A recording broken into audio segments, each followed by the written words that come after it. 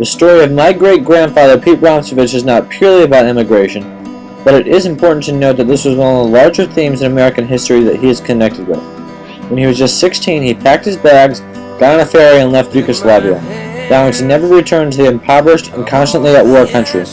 He would never see his mother again, but this was a step he was willing to take to have a chance at success in America. According to many historians, the 1920s marked the end of the greatest wave of immigration in the history of the United States. Pete Romsovich was one of them, in 1922. Like so many others, he came through Ellis Island, got his vaccinations, and changed his name, and prepared for a new life in America. Yugoslavia and Serbia have cultures and histories far too complicated to explain in just a few moments, but it is important to know just a few things to gather an understanding of why Pete Romsovich left. As many of you know already, a Serbian nationalist group, the Black Hand, is one of the immediate causes of World War I. That is where my great-grandfather was from. Despite being one of the main causes of the war, Serbia, by the end of it, would make considerable land gains to the Treaty of Versailles that would help unite many of the ethnic groups into one country named Yugoslavia, where my great-grandfather was from. Serbia was already a poor country, but after suffering a lot of damage from World War I, their economy was hurt even more. But besides just facts, it has been made clear that Pete Romsovich and his brother George would do almost anything it took to leave the country. The details immediately after Pete Romsovich's arrival are somewhat shady, but it is known that some years later he began working in the steel industry, presumably at U.S. Steel, where coincidentally his son and my grandpa would work for 30 years of his career. At U.S. Steel, he may have gathered some basic skills in engineering, but years after that he was taken under the wing of a mechanic, where he learned the majority of his skills. This is where he gained enough interest in cars to operate the Speedway Garage in South Chicago, and eventually fix and prepare his own cars for his own races.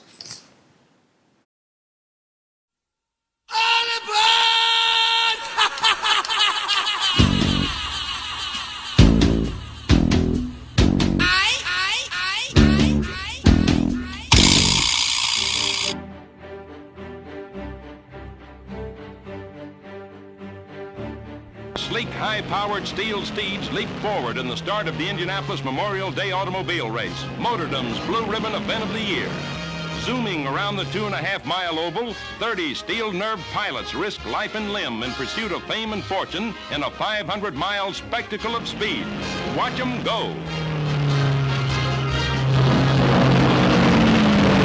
Look on as death stalks the speedway. Trying to avert a collision, Shorty Cantlin swerves sharply and his car goes out of control. Look out!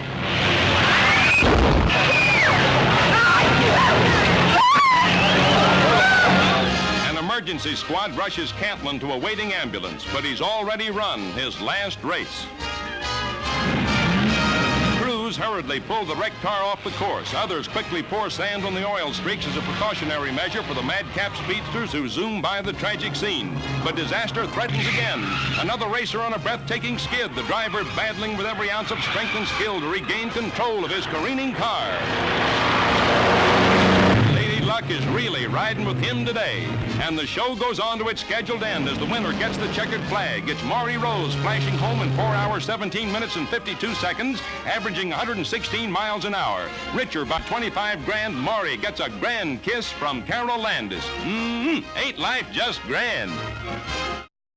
Those highlights were from the 1947 Indianapolis 500, in which Pete Romsovich finished 12th. I also wanted to show you that video just so you could really understand how dangerous the sport really was. Pete Romsovich was no stranger to the danger that the sport faced. He experienced his most serious injury prior to his death in 1940 when a broken exhaust pipe flew into his elbow, shattering his arm. Besides flying car parts, Pete Romsovich also fell victim to the sport's most dangerous event, a car flip. Prior to 1947, his cars flipped 5 times, twice in big cars and 3 times in the less stable midget cars. Pete Romsovich's career wasn't all injury, however. He enjoyed his most successful season at the wheel of midget cars in 1946 when he drove his new Andy Black number 29 to consistent money spots throughout the Midwestern circuit. Although he only accounted for 3 feature victories, one at Fort Wayne, Indiana, and two other at South Bend, Indiana. He nevertheless finished in point standings at the Soldier Field Asphalt Oval. During the years of World War II, Pete Rončević was drafted by Yugoslavia, but he quickly got married to the love of his life, Lila, to ensure that he would stay in the country. To connect to broader American history, he also played a role in the United States war effort. He was a special purpose inspector for the Pressed Steel Car Company, one of the most invaluable contracts the United States military had. My grandpa tells stories of helping his father out in the garage, doing things such as loading the cars up onto the caravans to transport them all across the country. My great-grandfather was known as a family man, which may have been part of the reason why he was so loved by all those around him.